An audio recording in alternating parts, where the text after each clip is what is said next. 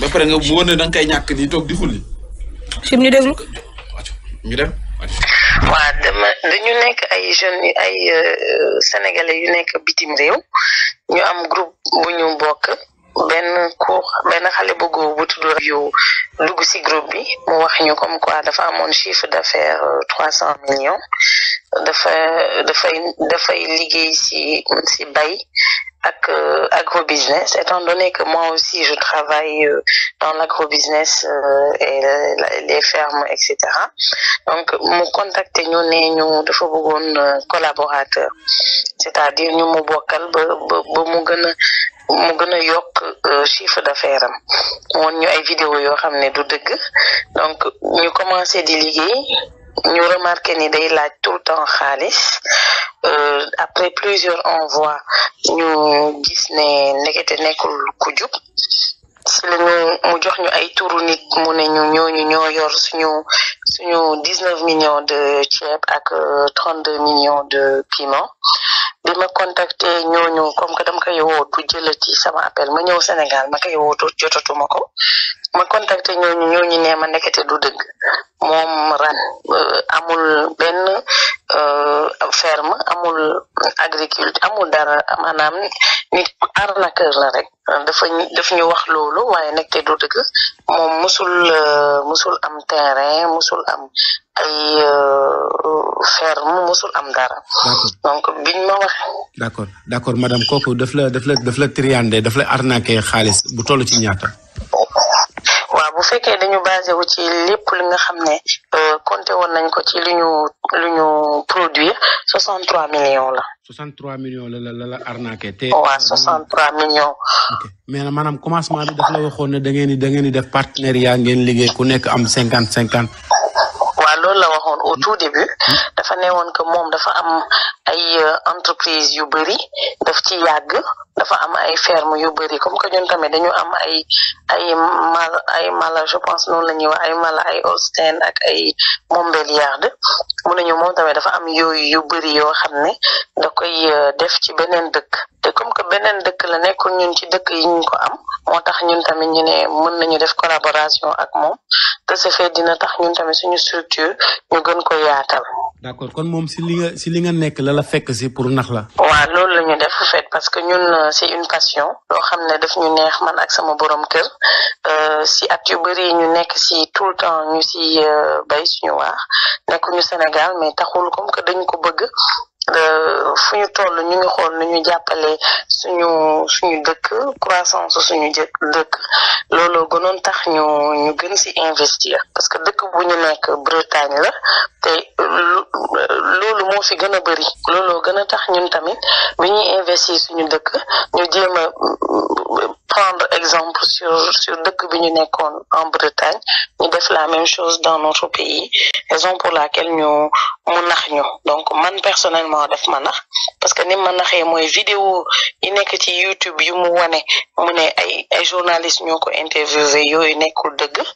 day wane ni am na ay kër yu am piscine day wane ni am na ay ferme ndekete moomu ko ci li ma dégg sax nee nañu Mansour Faye moo ko moom xawma leeruma ci sama dégg rek la donc si loolu lañ ko porté plainte biñ ko porté plainte yoon jël ko ci lañ ko condamné yàggul ñu condamné ko 2 ans de prison dont 1 an ferme mais taxul mi ngi continuer comme que nag dañoo tuutal li mu def c'est-à-dire dañu banaliser l'arnaque dañu banaliser le fait qu'il est arnaqué. Je suis pas la seule partie civile, il y a aussi d'autres parties civiles et ce qui est écœurant c'est que laxisme bi ñu jàppee wax bi parce que dañu ne même am na kenn ci ñoom ku ma contacté ku ma ne moom li mu sàcc du dara parce que am na ñu sàcc lu ko ëpp donc ñun dañu am suñu xaalis di ko sànni loolu metti na ma. parce que yim la jëlal ñoom dañoo jàpp ne ba léegi noonu xaalis boobu du dara 63 millions yim la jëlal. waa dañu nekk moom du dara parce que moom ci 63 millions bu fekkoon ci li ñu calculer produit yëpp yi mu yor ñu ne déedéet que moom nee na ci ay waxam que produit yi daf ko weer si benn xawma place bu tudd nee na Ablaye Wade la ko weer nee na lépp yàqu looloo tax valoriser wuñu produit maanaam exactement montant bi mu ñu yoreel ci seen wax ne ci waxam moom nee na produit yi ñu produire woon mu ne daf ko jël yóbbu ko benn place foofu mu ne léegi foofu lañ ko dindee. d'accord léegi dafa lu may laaj rek yow maanaam seen collaboration bi ngeen doon def ñaata temps la durée. Environ 2 mois parce que man di que ma gis ne du nit ko jub parce que dama ñëw Sénégal août bi ma ñëwee rek leb na ma 5 000 euros mooy 3 millions et quelques mu ne woon daf ma koy rembourser sous 2 jours fayuma ko te dafay faral di ma laaj tout le temps xaalis mais ne instant laaj na ma 40 millions ma dem retirer sama compte 40 millions mu ne ma naa ko yónnee ci ñetti tour ma ne ko ñetti tour yooyu kan la mu ne moom la ma ne ko yooyu nooy nekkee yow kese nga ne ma naa def ñetti tour yow loolu lu mu mën a nekkee ci nekk te yow nga nekk Sénégal mu ne ma déedéet moom dafa am ay pièces d'identité yu bëri donc bi mu waxee loolu rek ci la man ak sama borom kër ñu ne kon de kii du nit ku jub parce que ku nga xam ne mu ngi suñu dëkk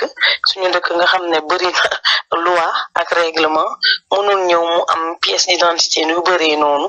ci nii moo tax ñun tamit on a reculé ñu commencé nag di seetlu ay jëfam. ok donc bi ma gisee instant bi nga xamee ne si ko war a dugalal 40 millions yi. instant boobu nga am soupçon parce que pièce d'identité yi mu la wax ne yor na ko yu bëri. waaw kay effectivement jublan gi mu doon. waaw boobu laa commencé nag douter parce que man dès le début sama jëkkër dafa newoon ne kii du nit ku jub du dëgg parce que nit mënul ne am nga 300 millions de chiffre d'affaires après ngay ut ay nit yu gën a yu lay gën a yéegalal sa chiffre d'affaires mu ne ma loolu amul mais comme que moom nag dafa ñu woon ay vidéo yoo xam ne loolu la wane moo tax man tamit ma gëm ko. madame vidéo yi moom moo ci nekk. waaw moom moo ci nekk. ok moom lañ doon interviewé. moom la ci ferme bi ak yëpp moom la mais ndekete moomul ferme bi moomul ci dara li mu si doon wax yëpp du dara moom local dafa loué woon benn terrain si bërëb bu tudd Marigot muy des fois muy dem jëndi aussi ci ay baykat mu dem jaayiwaat ci nit yi. d'accord léegi nag bi nga xamee ne maanaam atte nañ ko ba tëj ko teewul ba léegi maanaam moom ak famem bàyyeeguñ la. déedéet parce que man famille am je vais pas dire famille am yëpp mais am na ñaar ci famille am yoo xam ne kenn ku jigéen ki moom woona ma di ma saaga di ma wax lu nekk parce que dañ ko yóbbuloon ay këyitam pour que mu signé ko parce que sama entreprise dafa xaar ba ma dem mu jël turu entreprise bi mu def ko ci turam yëguma ko donc mu jël sama pièce d'identité mu dem PUDC demander ay fonds yëguma ko donc looloo gën a tax ñu siy wax pour que demain ñu mel ni ñun di Sénégalais de l'extérieur ñu bañ a def erreur yu mel noonu mooy nga jël nit nga jox ko sa pièce d'identité te xamoo ko wala nga jël nit nga yónnee ko sa xaalis te xamoo ko wala muy quelque collaboration que ce soit nit ki gën a moytu parce que toll nañ jamono boo xam ne on a plus confiance ñun dañuy wóolu suñu mbokk yi dañuy wóolu suñu nawle sénégalais mais gis nañ ne la plupart du temps toujours dañuy terminer ci nii c'est-à-dire soit dañu arnaquer soit dañuy lekk suñu alal dañu gis lu ñu soxla wala soit ñu nax boo xam ne comme ni mu defee nii ba ay waa këram di ma woo di ma reetaan wala di ma ne da nga ñàkk fayda moo gënoon tax sax ma porter plainte parce que moom daf ma ne yóbbu ma fu la neex kenn mënuluma dara ma ne ko ñun ay citoyen lañu certes moom nag ay français lañu mais taxul dañu nekk aussi sénégalais parce que suñu askan Sénégal la jóge donc taxul mu changer dara si suñu doxalin tey ak suba ak démb la ñu gën a nekk sénégalais sax que qui que ce soit donc suñu droit on va faire valoir nos droits de citoyen modèle sénégalais parce que ñun lépp lu ñu war pour jàppale suñu mbokk sénégalais yi ñu ngi koy def saa yu ñu xëyee lu ñu mën ñu ngi koy def man sama entreprise damay leble te duma laaj intérêt j'ai plusieurs années maa ngi koy def ëpp na 10 ans tey damay leb ku ma soxla nee ma dama bëgg nga lebal ma dama lay lebal soo ma nee ba 10 millions sax dama lay lebal te doo fay benn intérêt c'est-à-dire soo may fay 10 millions nga may fayaat loolu ku koy def ci dëkkam xam nga ne dafa bëgg jàppale ay jeunes dafa bëgg jàppale ay mbokkam dafa bëgg jàppale nit yi pour que ñu avancer mais genre ñii tey dañuy tax suba dootoo wóolooti kenn parce que da ngay ne comme que man dem naa bu wóolu nit mu def ma nii suba dootuma ko defaat te loolu moo warul am ñun dañuy liggéey dañuy bay suñu waa dañuy on gagne notre vie et je lui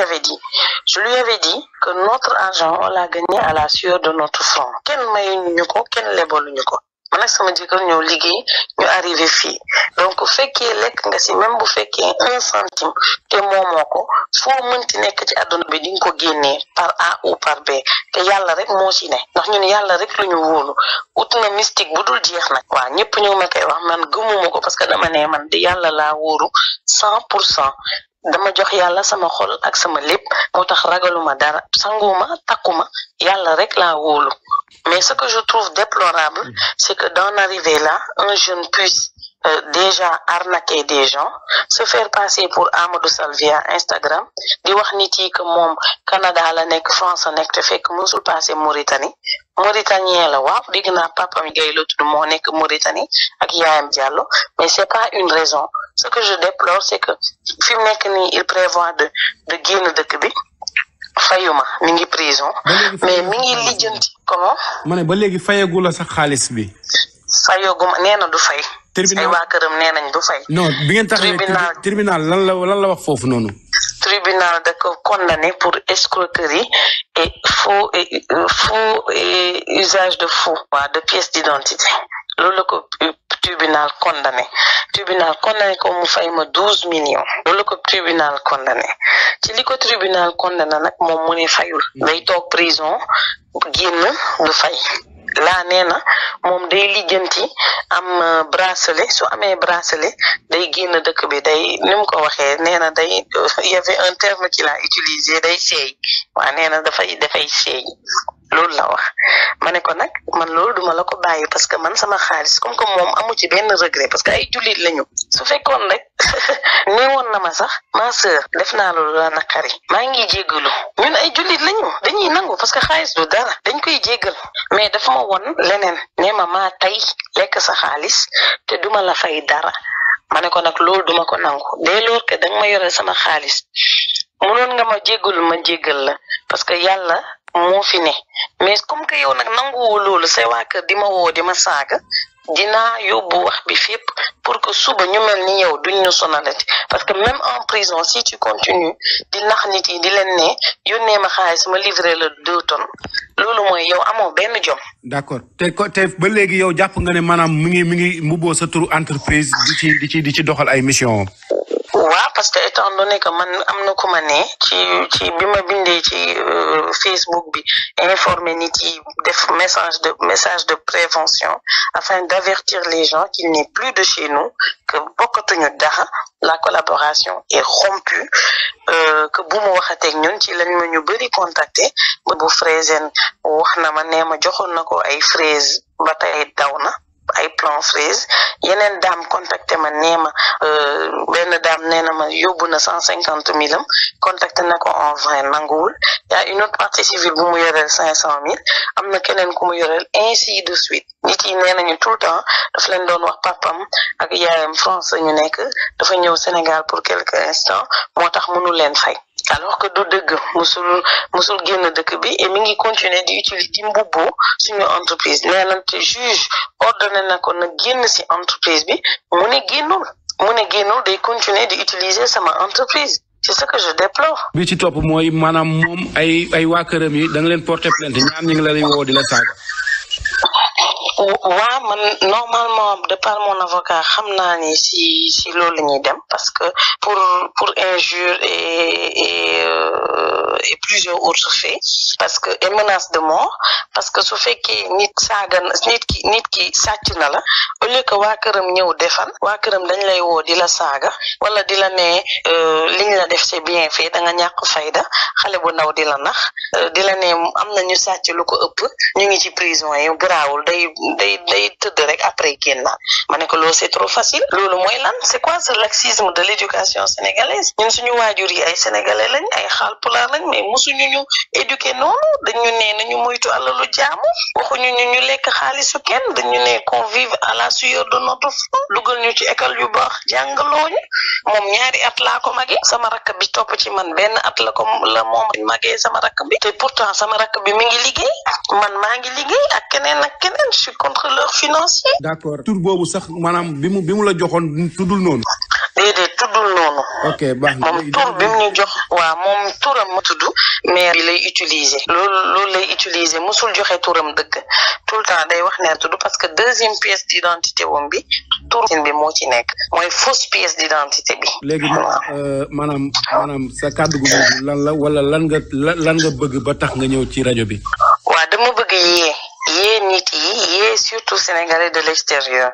parce que tout le temps lu mel nii moo ñuy dal toll nañ jamono boo xam ne dañu lépp antique la dara tout est dématérialisé donc su fekkee ñu mel nii ñu ngi fii léegi kan nu nit di investir ci dëkkam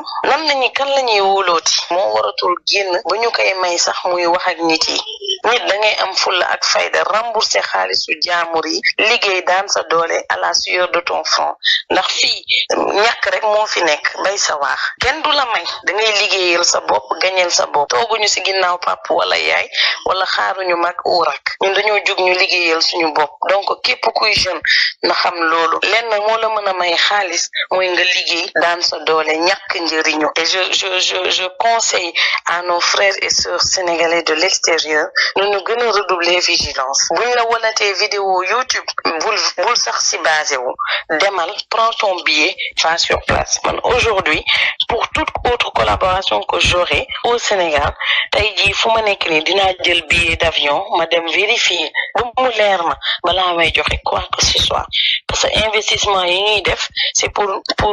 que dëkk bi croissance am yéeg mais c'est pas pour que ñun suñu bien di daanu wala suñu croissance di perdre wala suñu entreprise di reculer du loolu mooy suñu but bu ñu ñëwee di investir suñu dëkk pour suba ñëwaat la toog suñu dëkk mën a njëriñ suñu mbokk yi mën a njëriñ suñu bopp. d'accord benn question rek. am na benn vidéo boo ma envoyé am ku nekk ci tool yi moom la. moom la moo nekk ci vidéo yi fi muy waxee ne moom foofu waaye mu dara nekk même propriétaire bi bon j'avais contacté ki moom entreprise boobu tudd il m'a dit nee na ma d'emblée moom sax da ko arnaqué woon moo tax bi élève am yi ñëwee ne dañ koy interview ñooñu ne déedéet jël nañ décision interviewé ko ba pare na leen bàyyi mais nee na moom avant xale yi di ko dem interviewé vidéo boobu na ne suñ sàcc la parce que fiñ da ko sàcc ay pompom et cetera.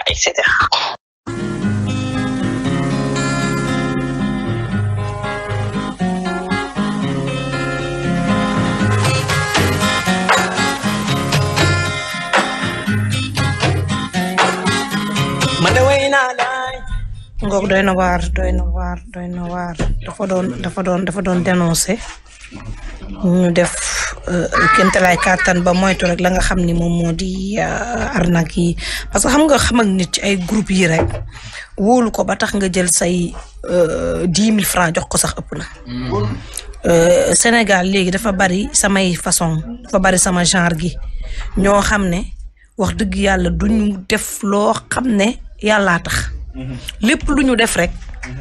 dañ cay séentu loo xam ne dañ cay naxe nit suñu yeewoo ñi ngi xool nu ñu tegee dil Mambay tegee ko dil Mbay Karim tegee ko dil Chimère saa bu ñu xoolee yeewoo ñi ngi xool nu ñu mën a amee 10 000 ci Mambay am 20 000 francs ci Mbay Karim su ko defee 10 000 yeeg 20 000 yi ban ko dajale ba mu métti mat ñeen fukk te xaalis yooyu du barkeel moo tax nag saa boo xëyee da ngay xëy di gën di dóor tey boo dóoree 300 000 bu subaa da ngay jéem a dóor 500 parce que ni muy ñëwee noonu lay demee 1 million loolu la parce que xaalis bi du barkeel dafay seey comme dafay seey nag yow boo xëyee doo yor te xam nga ne yomb na liggéeyoo xëyoo gontoo da ngay xëy tëdd sa xawlal yor sa téléphone connexion yomb na tëdd muy dox ngay xëy di dóor suba ba guddi da ngay xëy di dóor loolu moo am Sénégal keroog teg nañ fi arnaque kooku nga xam ne day loué néegi xam nga loolu ko gën a garaaw tegal la contrat tegal la yëpp ndekete moom moo ko loué moom ci boppam su paree encaissé ay avance ay nit ba pare daw dem yoonam façon arnaque bu ne am na ci réew dañoo yeete ci arnaque bi ci tës bi depuis des années depuis Chérif ba mu fa nekkee Médina moom Mansour Diop ba ñu ñëw fii nii ñu ngi yeete ci arnaque gi nit boo ko xamulee bul ko jox sa xaalis lum la mënti wax lum la mënti proposé na dal sa xel trop xamoo ko joxuma ko sama xaalis jeex na daf la proposé ngeen ànd ngeen liggéey yow bu dee da nga nekk foo mënti nekk ci àdduna daggal sa billet nga ñëw parce que billet bi amaana mooy gën a yomb la nga cay def ci xaalis soo ñëwee nag nga jàkkaarloog moom nga xool lim lay wan def sa investigation xool ndax am doy na la wala doy la ba mu doy la nag ba nga gis ay këyitu leer ngeen ànd ci kanamu ñi nga xam ne